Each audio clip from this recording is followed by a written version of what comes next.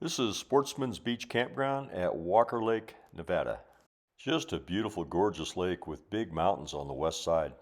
It's a natural lake and it has no dams. It's just fed by streams to the north. It's actually a remnant of a huge lake back then that was called Lake Lahontan that was much, much bigger than this lake. The lake originally had a lot of cutthroat trout and it was a good food source for the Native Americans of this area. I was able to get several flights up to the top of the mountains to the west here, about 3,000 foot above the campground. So here we go. I love these steep rocky ridges, just fantastic for climbing and diving. Just got to be really careful that I don't get on the backside of these ridges and disconnect. So situational awareness is really critical here. These saddles are really tempting to dive down in there and just skim along the top, but if I did, the peak would probably block the signal and I would disconnect. This is an early morning flight, so the east face of this mountain is pretty well lit up. I'm flying the DJI FPV drone, kind of my favorite drone for these kind of mountains, and it has the altitude hack, so there's no limit on altitude here.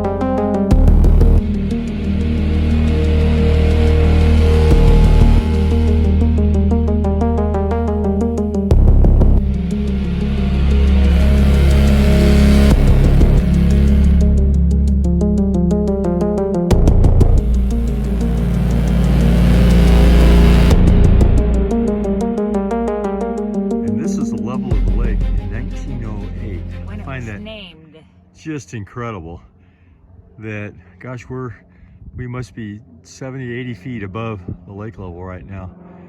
So this lake just keeps going down and down and down as they divert the water that's flowing into the lake for other purposes, and it's increasing the salinity. So there's the 1908 marker, and over here 1921. You can see it just going down, down, down. Bridgeport Reservoir, 1924 up ahead. And here it is, 1927. We came down about 100 yards from the last sign. Down, down, down she goes. I don't think it's from usage though. No, it's from diversion of the water that goes into this lake. 1933, another 100 yards further down the walkway here. Incredible. And here's a big sign up there, we'll read it. Yeah, 1935. It says Weber Reservoir, 1935.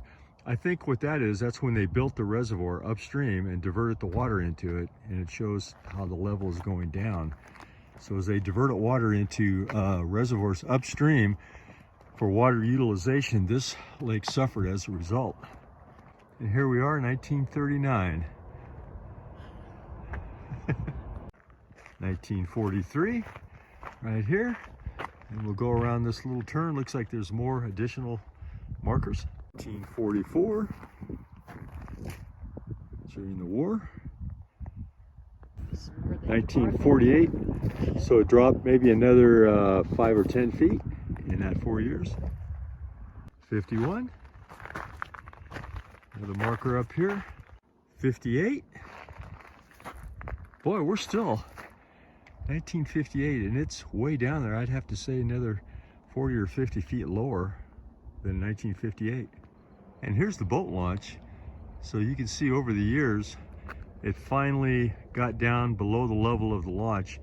And now they've got caution boat ramp scheduled for repair, use at your own risk. Looked kind of sketchy to try and launch a boat in there. I don't see any boats out there. I'm assuming people do use it. So we're down here at the water's edge, and I just checked the altitude. It's 3,925 feet right here at the water's edge. And I'm curious to see how far it's dropped when we get back to our rig. We just checked with Grok, and the salinity is about 2/3 the salinity of the ocean. And she confirmed that, yeah, water diversion upstream at reservoirs for agriculture and consumption is the reason why the lake has dropped as far as it has. Oh, and one more thing, the maximum depth is 80 feet at this time. It fluctuates, but generally. And here's the level 1962. I think that's the last marker. And I just checked, it's 70 feet higher back then than it is right now down at the lake.